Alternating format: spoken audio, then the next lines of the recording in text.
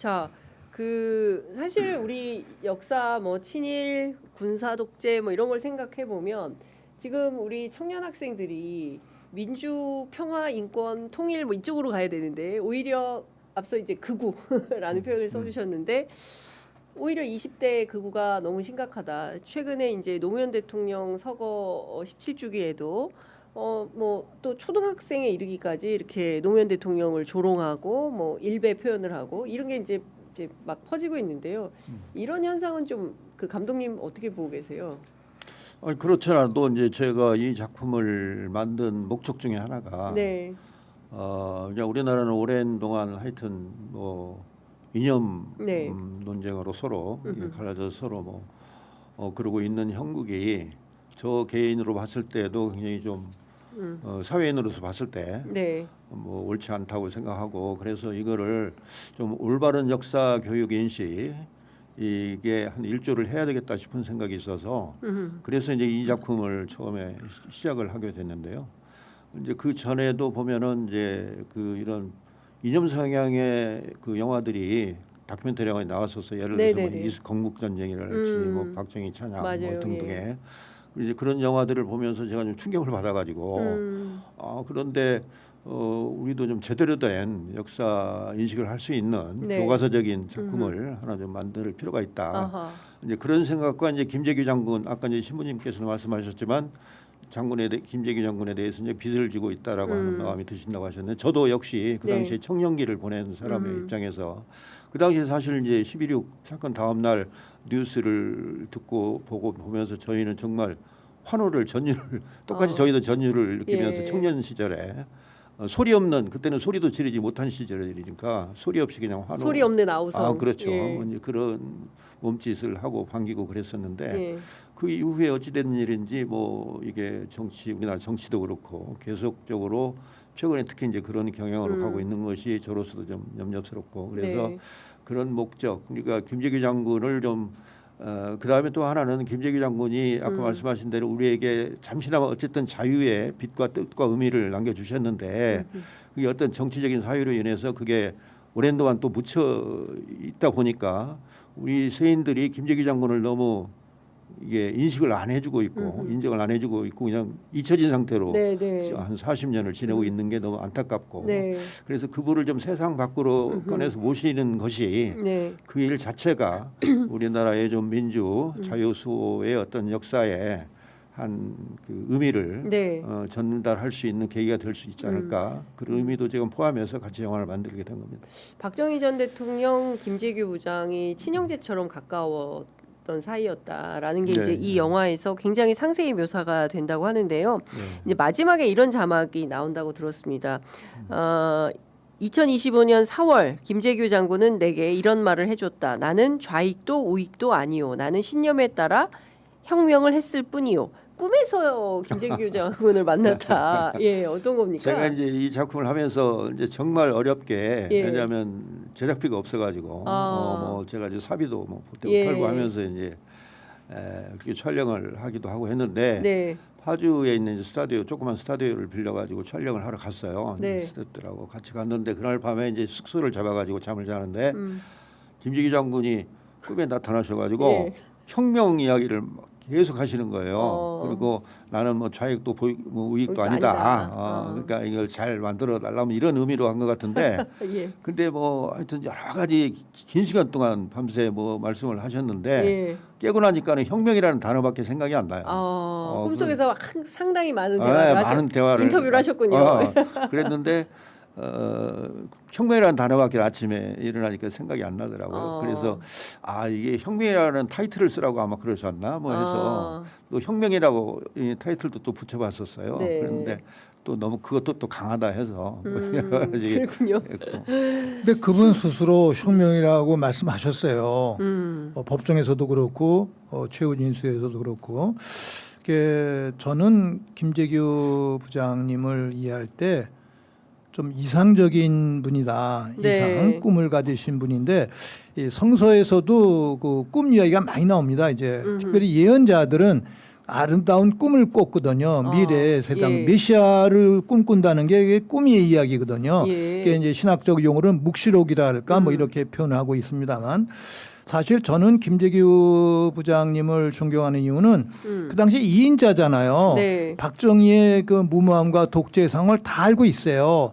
그러나 그냥 친문만 하면은 살아요. 2인자로서. 그럼 뭐 그렇게 핍박받고 안 입고 온 분들이 얼마나 많이 계셨어요. 그 네, 당시에. 네, 네. 근데 김재규 부장님은 차지철 그 실장과 약간의 무슨 네, 갈등이 경쟁 있었다 관계. 그러지만 그것도 그냥 눈 감으면 돼. 우리는 모르잖아요. 그런 내용들을. 그렇죠. 예. 그런데 그분은 우리 그 당시에 3,700만 결례 예. 우리 결례를 위해서 일을 결단해야 되겠다라고 다짐을 하신 거예요. 그때 그분은 자기 목숨을 걸었어요. 네. 그래서 제가 명동성당에서 강론할 때 김재규 부장의 그 내용을 평가할 때 이렇게 얘기를 했어요. 요한복음 15장 13절의 말씀인데 예수님 말씀이에요. 벗을 위해서 자기 목숨을 바치는 것보다 더 큰 사랑은 없습니다. 그러니까 바로 김재규 부장의 그 행업은 이웃을 위한 사랑의 행업. 3,700만 명을 살리기 위해서 자기 목숨을 던진 거예요. 네. 이런 신학적인 의미를 우리가 깨달아야 된다는 것이죠. 네. 그러니까 그분이 침묵만 있으면 살아 있어요. 중앙정보부장인데 얼마나 대단한 직책입니까? 그렇죠. 예. 또 무슨 차지철과의 무슨 그런 뭐 갈등이 있다 하더라도 그걸 뭐 우리가 어떻게 알아요? 예. 눈 감으면 되는 거 아니고 우리가 안 입고 온 일을 얼마나 많이 당하고 있습니까? 그런데 그분은 우리 결례를 위해서 내 한 목숨 던져야 되겠다. 그게 유신의 핵을 깨야 되겠다라는 네. 것을 확신한 거. 이런 의미에서 저는 그분의 그 결행을 예. 사랑의 행업으로 제가 재해석하고 또 실제로 독일의 유명한 신학자 요하네스 메츠 같은 분들이 그렇게 해석을 했어요. 히틀러를 암살 계획했던 그 당시에 보네퍼 목사님이라든지 네. 많은 분들 또 우리나라의 경우 안중근 의사의 네. 위대한 행업이라든지 예. 이 부분은 강신욱 변호사님이 법정에서부터 또 바깥에서 늘 주장하셨거든요. 네.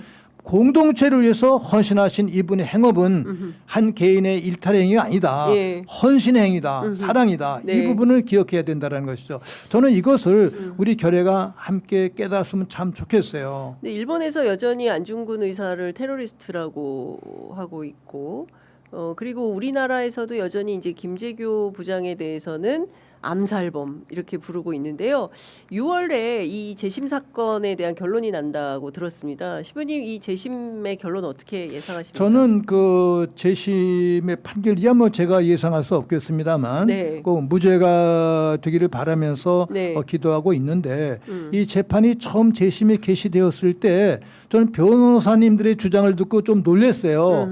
강신욱 변호사님께서도 어쨌든 물리적으로 사람을 살해했기 때문에 네. 이 무죄 주장은 참 어렵다라고 늘 말씀하셨어요. 내란 목적 살인 및 내란 수괴 네. 혐의로 그런데 재판을 우리 변호사님들의 네. 그날 첫날 그 변론 주장이 이 사건은 1979년 10월 26일 저녁에 일어났는데 네. 계엄은 그 다음에 발동이 되었다. 네. 그런데 그 전에 일어난 사건을 그 후에 발동된 계엄법으로 재판했기 때문에 이거는 법적으로 무효다 원천적으로. 예, 위법하다. 예, 그뿐이 아니라 무자비한 고문을 가했어요. 맞아요, 예. 고문으로 얻은 그 모든 증거와 녹음 자백은 파일. 역시 다 무효다. 예. 이렇게 주장하시면서 우리 변호사님들이 예. 무죄 선언 주장을 하시는 거예요. 그래서 깜짝 놀래가지고 예. 변호사님께 제가 박사님 우리는 그런 논리를 몰랐습니다. 예. 그런 주장인데 계속 가능한데 다만 고민이 그렇게 무죄를 판결했을 때 그 이후에 모든 판결이 다 무죄가 되기 때문에 네. 법리적으로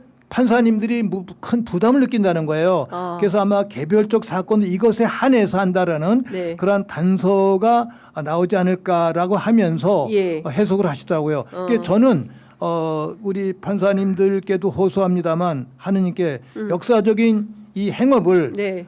우리 판사들을 통해서 예. 무죄가 확인되기를 바라고 만일에 확인 안 되더라도 예. 우리가 늘 얘기했던 역사의 심판이 있으니까 뭐 유신 때 판사들은 다 유신의 정말 맞으면 하수인들이었잖아요. 네. 뭐 우리가 그런 법 우리가 뭐 인정했습니까? 네. 제4의 심판, 예. 역사의 심판, 하느님의 심판을 확신하면서 예. 살고 있습니다. 이제. 예.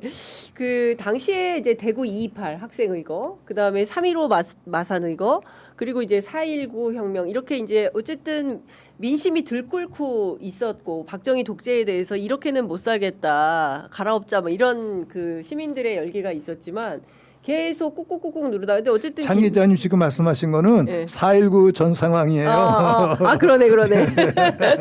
네, 그게 1960년이니까. 부마항쟁. 1979년 부마항쟁. 부마항쟁. 네, 그거를 말씀하셔야 되겠죠. 그때 김재규 부장이 현장에 가서 그 예. 현장을 보고 네. 이대로는 안 되겠다라고 네, 네, 네. 판단해서 거행을 한 거다. 그것도 영화에 잘 이제 담아 주셨는데 그 전부터 이제 물론 김지기 부장은 여러 차례 개혁을 하셨다고 그래요. 근데 결정적으로 이제 부마항쟁에서 결단하시게 되는 건데 네. 제 해석은 부마항쟁을 통해서 김지기 부장이 민족적 세례를 받은 거다. 민족적 세례. 다시 태어나신 것이죠. 이제 그러면서 나 아니면 할 수가 없다. 확실한 것이죠. 부산에 가서는 학생들뿐이 아니에요. 청년 학생 시민들이 모두 들고 일어난 것을 눈앞에 보면서 이 긴급조치 구호 시대는 끝나야 되는구나. 나밖에 할 수 없겠다라고 네. 결심하시고 더군다나 거기서 아름다운 행업은 영화에도 담겨져 있습니다만 네. 본인 스스로 체류탄 맞으면서 쫓겼어요. 눈물을 흘리면서 신발도 벗겨주고 네. 그러다가 어린 아기를 안고 있는 한 엄마도 막 울부짖고 있었는데 네. 그 아기를 안고 했던 그러한 모든 체험이 네. 이 김재규 부장께서 이 결단을 하는데 어떤 영적 촉매가 되지 않았을까 네. 이렇게 제가 해석을 하는 것이죠. 이제. 그렇군요. 예, 당시 차지철 경호대장과 갈등이 있었다고 하던데요. 그게 어디까지 사실인지 궁금합니다. 이 당시 상황에 대해서 궁금해하시는 분들이 많습니다. 경제와 술님께서는 김재규에 대한 과대평가를 경계해야 된다고 봅니다. 이런 의견도 주시고 계십니다. 그러니까 역사적 사실 사건에 대해서 굉장히 다양한 의견들이 애청자 여러분들의 게시판을 통해서 전해주고 있다라는 점 말씀드리고요. 10시가 다 돼서 이제 마무리를 해야 될 것 같은 벌써 시간이 이렇게 됐습니다. 감독님 이 영화를 많은 분들께 좀 추천을 해주셔야 될 것 같은데 이 영화를 꼭 봐야 되는 이유 말씀 부탁드릴게요. 저희 영화는 그 이제 장르가 하이브리드 다큐 에세이 영화입니다. 그래서 하이브리드라는 게 융합이라는 말이잖아요. 그래서 일반적으로 다큐멘터리 하면은 좀 지루하고 딱딱하다라고 하는 인식을 선입견을 갖기 쉬운데 저희는 좀 그런 것을 탈피해서 형식 면에서 굉장히 좀 엔터테인먼트적 요소도 가미했고 특히 이제 일반적으로 다큐멘터리가 갖는 인터뷰라고 하는 특성이 없고 그래서 드라마화된 서사적 구조를 가지고 있고요. 그래서 보는 분들은 몰입감이 아주 압권이나 굉장히 강하다라고 평을 다들 해주시고 있고 그다음 또 재미도 있다고 하고 있고 심지어 어떤 분들은 이제 감동까지 있다. 어떤 분들은 또 눈물을 흘려주시기도 하고 그런데 그 이면에 이제 그 맥락이 이제 교과서적인 한국 현대사를 쭉 왜냐하면 박정희하고 김재규 둘 사이의 어떤 관계성을 그려나가다 보니까 현대사를 압축한 한편의 역사서라고 또 평가해 주시는 분들도 있어요. 그래서 우리 작품이 일반적인 연유 다큐멘터리하고는 좀 형식이나 장르 내용 면에서 다르니까 재밌게 와서 좀 극장에 와서 관심을 가져주시고 많이 좀 봐주셨으면 좋겠다는 말씀을 드리고 싶습니다. 네.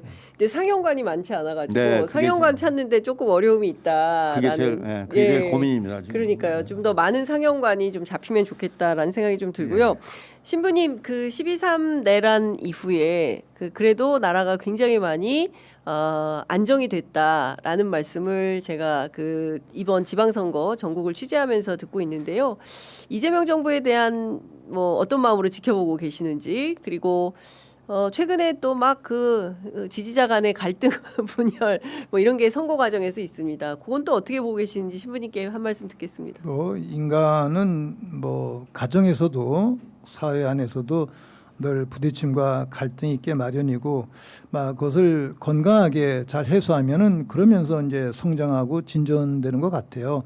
그런 의미에서 저는 해석을 하고 있고 제가 아침에 나오기 전에 유시민 작가가 우리 한미 관계에 관한 거 또 우리 핵 잠수함 또 건조한 거에 대해서 한미 관계의 성숙한 관계랄까 이런 걸로 긴 걸 오늘 수녀님이 보내주셨어요. 한 수녀님께서요? 네, 3, 40분 된 걸 다 듣고 예. 저도 많은 걸 배웠는데 저는 그걸 들으면서 그 정말 성숙한 민족관, 국가관은 이런 것이구나를 확신했어요. 그래서 우리 자주국방이라는 건 뭐 말할 것도 없잖아요. 네. 우리 그런 내용들을 감동을 받으면서 제가 반성한 거는 그런데 저와 우리 교회는 마태복음 23장을 보면 예수님께서는 평등 공동체를 말씀해 주셨는데 우리 교회 안에도 이런 계급이랄까 또 뭐 좀 부족함이 많이 내재되어 있잖아요. 그래서 나 자신 교회 스스로가 먼저 반성해야 되겠구나라는 그러한 것을 깨달으면서 저도 늘 이렇게 방송에 임할 때마다 내 눈에 들보가 없냐를 항상 성찰해라라는 말씀은 간직합니다. 이제 그래서 우리 시대에 지금 뭐 많이 진전돼 있어요. 이 선거가 아주 잘 되기를 바라면서 이재명 대통령의 그 좋은 뜻. 제가 늘 말씀드린 소년공 때 지녔던 그 초심을 늘 간직하면서 공동체를 위해서 아름답게 헌신하길 바랍니다라고 말씀드리는데 그러한 내용을 제가 뭐 대통령에 대한 평으로 대신하고자 합니다. 이제. 네.